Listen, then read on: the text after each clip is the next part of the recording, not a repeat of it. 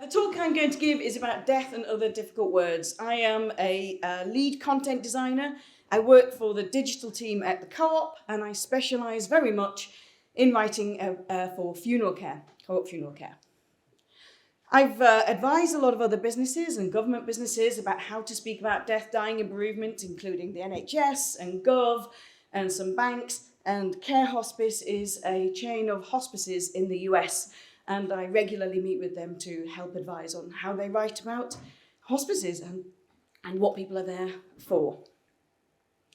I also had a very small business once where I wrote a suite of sympathy cards without ever using the word sympathy. And it's quite difficult to make a living when you're selling something for £2.99. So I decided to move on from that, and I became a content designer at the Co-op. But before I did that, I almost even became a funeral director. I've done a funeral director training course, and I nearly set up as an independent before I started my work at the Co-op. So I'm quite a specialist in this unique area. And I like to always explain why I'm a specialist in this area, because I imagine it is an unusual specialism to have. Well, there's a reason, and that is because of this chap here, who was my brother. And he died in a motorbike accident a very long time ago now, and as you can see, so things for me are fine. We're all in a solid place. But when it happened, my mum didn't want to leave the house for weeks. And once when she had to go get milk, I wasn't there. She walked and she bumped into an old school friend, somebody that she'd known all of her life. And everybody knew what had happened. It had been on the news. And she was expecting this woman to come up to her and to talk to her, and she was steeling herself. She sort of gave herself a moment to think, right, okay, I'm going to have to talk about this. And this woman, rather than talk to my mum, she looked her in the eye and then ran across the road. And mum didn't leave the house again for another couple of weeks because she felt that she was the problem. She was upsetting people. And I said to myself, right then, I'm never going to cross the road, metaphorically or physically, if somebody comes towards me if they're going through some sort of bereavement. And now I channel that into my work. It is okay if you need to step out. We will be talking about funerals, people dying, and people's experiences of that event. And if it does trigger something and you need to leave, please, that's really, really okay. You came here for a digital conference. You didn't know you were necessarily going to hear quite so much about death and funerals, but here we go. As I said, I work for Co-op Funeralcare. You may be familiar with them. We are the largest provider of funerals in the UK. We arrange anywhere between 95 and 100,000 funerals a year. Some of our funerals look like this, and that's an actual funeral director. I imagine the person whose funeral that was a Star Wars fan. And some of our funerals look like this. They can be colourful, they can be celebratory, they can be traditional, but with little personal touches, like having your dog alongside you, if you want. And also some of them can go even further. I used to work with a guy called Ryan, who is a funeral director, and he once told me about a family that he had to help. They had a young boy who died, and he had to help arrange his funeral. And this is pre-COVID, so he went to their house and did the arrangement in their home. And the family wanted him to see the boy's bedroom. And when he went in there, he was struck by the amount of red London buses that were all on the mantelpiece and on the floor. So this boy must have loved red London buses. And when that family asked for 3 limousines to be behind the hearse on the day of the funeral, that was going to cost them, because each limousine is about £220. Rather than do that, Ryan turned up on the day of the funeral behind the hearse in a red London bus and took the whole family to the funeral on there. And they were so pleased. It sort of took a little bit of sting out of that day, because it was what that boy probably would have wanted, and it gave them all a talking point, and it just helped that funeral go a little bit more easily. And it gives them something to look back on. So sometimes our funeral directors can be creative like that, and our job is to facilitate that. One of my roles as the lead content designer has been to write out some tone of voice principles that keep us honest. If you've worked with content designers before, most businesses like to have a tone of voice. It means that everybody can write in the same way, and when you've written something, you should always refer back to this to make sure that it fits within those pillars of your tone of voice. So we are empathetic, reassuring, down to earth, and inspiring, a little bit like the red bus story. I'm going to go into detail about each of these now. And why are we empathetic? Because empathetic shows that you understand. And that's what people need to know, that we understand what they're going through. And we are the professionals, and we are here to help you. We will be practical, and we understand what you're going through because we've done this before. And that needs to shine through in our writing so that people know we will help them do what they need to do, as in arrange a funeral. If you've ever hurt your leg or been to St. John's ambulance training, one of the things that you'll have been told to do or you'll have heard is to reassure someone. That's the most important thing you can do. When somebody is in distress, let them know they're going to be okay. And that principle works for us as well. Grief is the hard bit. Arranging the funeral doesn't have to be, because that's what we're here to do. So we want to reassure people. All content designers want us to be down to earth, clear, honest, kind language that people can understand the first time they read it. I always think if somebody has to leave your website to Google a word, you've failed them. Explain yourself as you go, use the language that people use, and help people understand what they need to do. And just like I said with the red bus story, we want to inspire people as well. Not everybody knows what you can do when it comes to arranging a funeral, because the average person will only arrange one or two in their entire lives. And that is your parents, usually. That's the order in which things should go. Doesn't always, obviously. But because people don't arrange a funeral every day, they don't know what's possible. And so it's our job to inspire them. Euphemisms. You'll have heard them, you'll have said them, you'll have had them said to you, and it's okay. But when you are a funeral director, and when you are writing about funerals, there's no place for them. Because if we can't say that somebody has died, who can? And euphemisms can be misunderstood, particularly by children, but also by people who maybe English isn't their first language. One young girl told a bereavement counsellor friend of mine a story about how she learned that her mum passed away. Her mum died. She was told that she had passed away. Later on, a few months later, she'd heard that her sister passed out at school. She'd fainted. Well, that young girl immediately thought her sister had died because she just equated the word passed with dead. That could have been avoided. I was also in a meeting once. I was asked to comment on an ad copy, and an ad agency person said to me, "Isn't passed away nicer?" Because I'd gone through the word passed away with a red pen. And I said, well, you know what? There's nothing nice about somebody dying. Euphemisms don't soften the blow, and the fact that they can be misunderstood means that there's no place for them in the written word or online. That said, I wouldn't tell a funeral director how to speak. I never do. They are quite skilled. I think funeral directors are empathetic. That is a clear skill that they have in order to do the job that they do. And when you are empathetic, naturally, whether you know it or not, you end up using a technique called active listening, which is mirroring what somebody else says. So if somebody says to you, my mum has passed away, then the funeral director can quite easily say to them, I'm really sorry to hear that your mum has passed away. Using language that they feel comfortable with shows empathy. And I think people use this technique even though they don't realise that they're using it. And that makes sense. I would never tell them how to speak about something. What I'm talking to you about is how we write as funeral care. There are some do's and don'ts, and the word deceased is a word that we only use in the back of house. I worked on a software system called Guardian, which is the software system that funeral directors and funeral arrangers use to arrange all of their funerals. And we needed a noun, a singular noun, to describe a thing that gets moved from place to place. And deceased works for that, but it's back of house. We would never refer to somebody as deceased to their family. We call them the person who has died. And we use that a lot. Even if it sometimes feels like a mouthful, you then go on to they, them. The person who has died, they will be collected.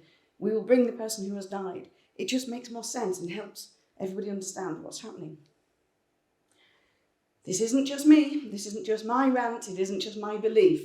There are some incredible charities here in the UK, and they all give the same advice. This is Child Bereavement UK. Their patrons are Kate and William, and their advice is to, when talking to children, use the right words. Grandad has been ill for some time and now he's died. They can understand that. They will understand that. Cruise Bereavement Support, they're also a very large bereavement charity over here. They talk about supporting you through the death of someone close. Marie Curie, they also talk about supporting people through the death of her mum. And SANS, which is arguably one of the most difficult deaths to comprehend and to understand and to cope with, the death of a baby. And their advice is that we will support you through the death of a baby. And if they can say it, we can absolutely say it.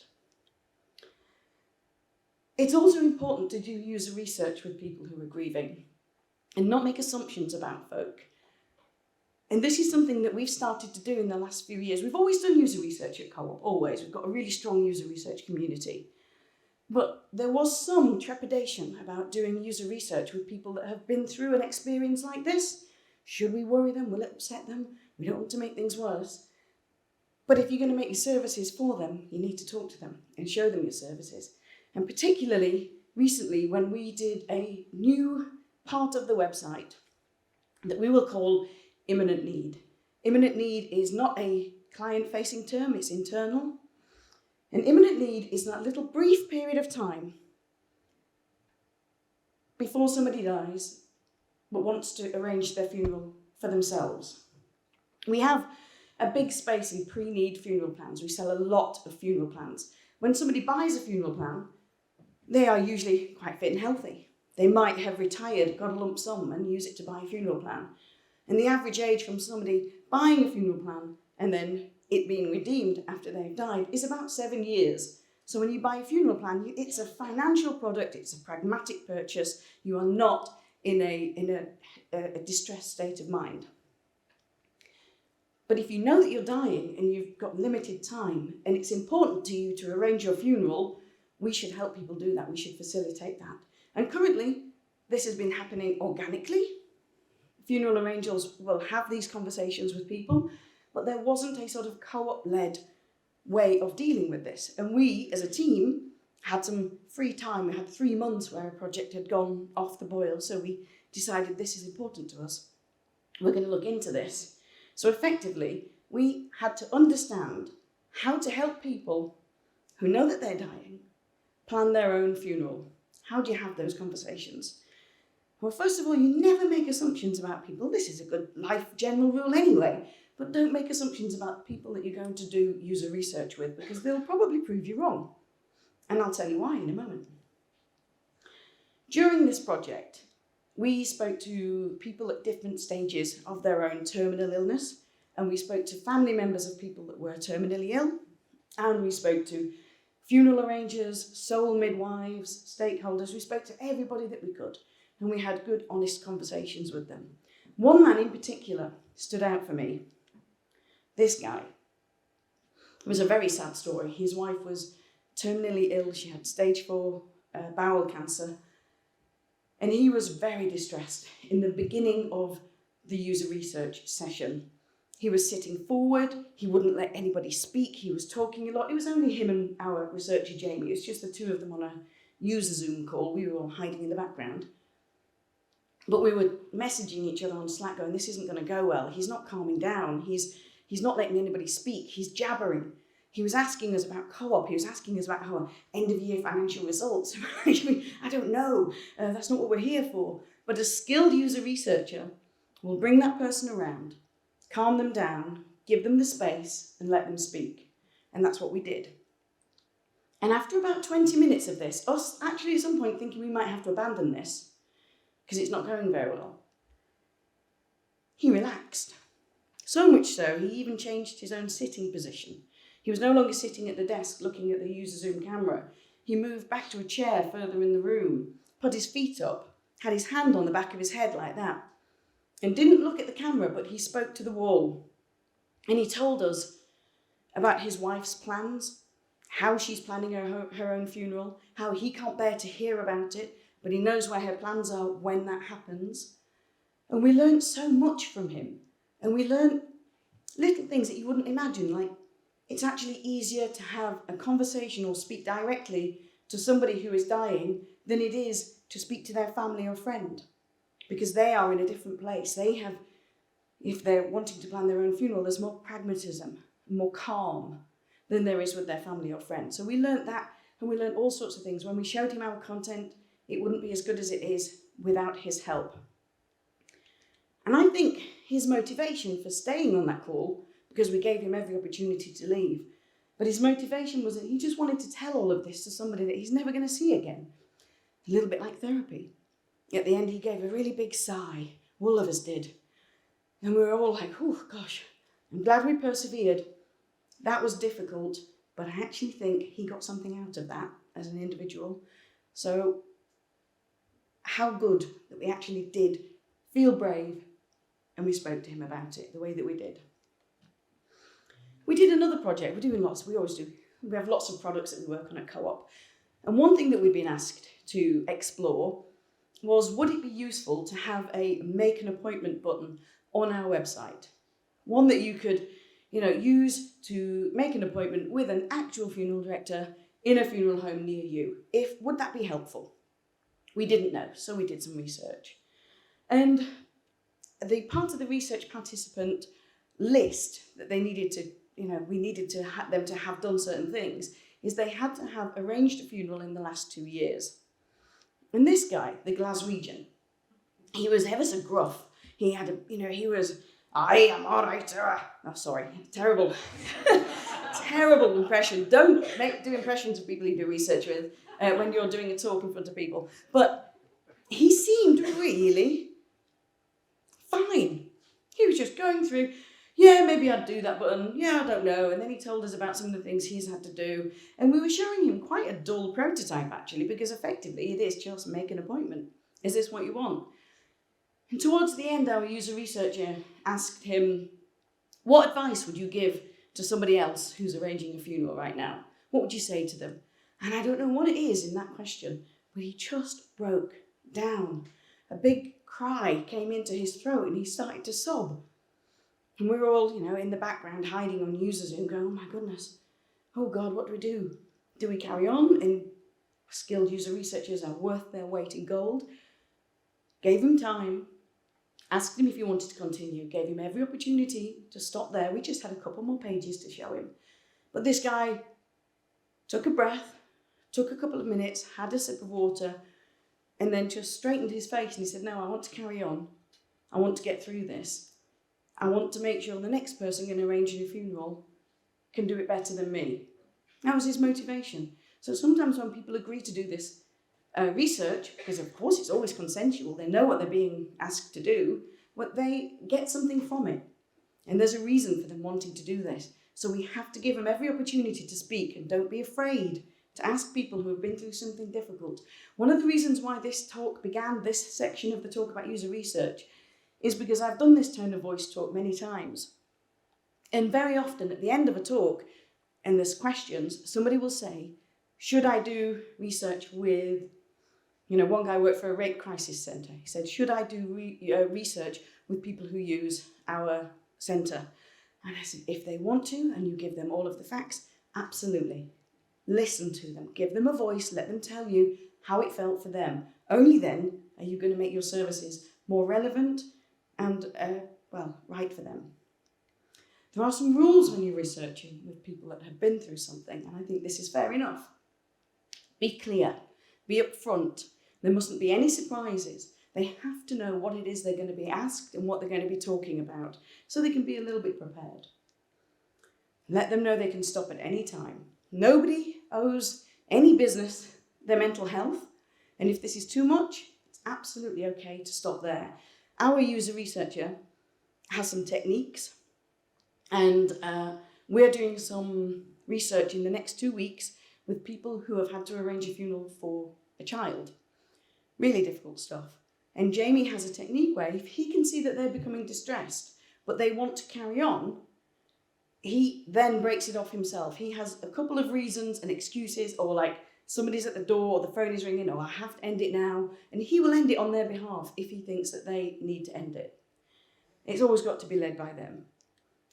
But most importantly, give them time and really listen. And only then can you learn. But it isn't just about the people that you're doing research with, it's about you and your team as well. You know, one of the people on our team, her mum had died a year before we were doing the imminent need work, and her mum had had a long illness, and a lot of this resonated. So there were some sessions she just ducked out of, and we always checked in with her, and of course that's absolutely okay. You have to look after yourself. You don't do it on your own, you work as a team, and we always have a debrief immediately after. And that debrief is like a big exhale, where we're all like, whew, that was hard, wasn't it? Or that was brilliant, or didn't we learn a lot? And always check in with colleagues. You don't know what people are going through. I remember we were asked once to put a little software feature into Guardian, which is the arrangement tool that they use, which was to try and ascertain if certain funeral directors had done too many traumatic collections. So, have there been to too many road traffic accidents or suicides? And I was talking with people within funeral care, and they were like, well, yeah, that makes some sense, but the most difficult collection I ever went to was a woman who had died aged 96 in her bed surrounded by her family because she looked like my grandma. And that absolutely floored her. That was her most difficult ever collection. And you can't design for that. So you've always got to check in with people. And we always have to remember it's not our grief. We are professionals, we are here, we are empathetic people, but it's not our grief. Asking difficult questions like these help us make our services better. So we have to be brave, and we have to face into things, and we have to do the research in the right way. Because in work and in life, as I told you earlier, we don't cross the road. Don't cross the road from difficult conversations, and don't cross the road from people that are going through something difficult either. I always end my talk like this, and I realise it's a little bit Jerry Springer-y, which is not very British. But if you know someone who's grieving, even if it's in the last couple of years, drop them a text, ring them up, pop in. Why not?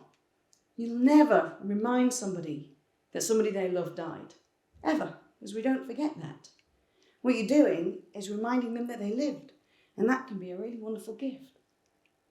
Thank you.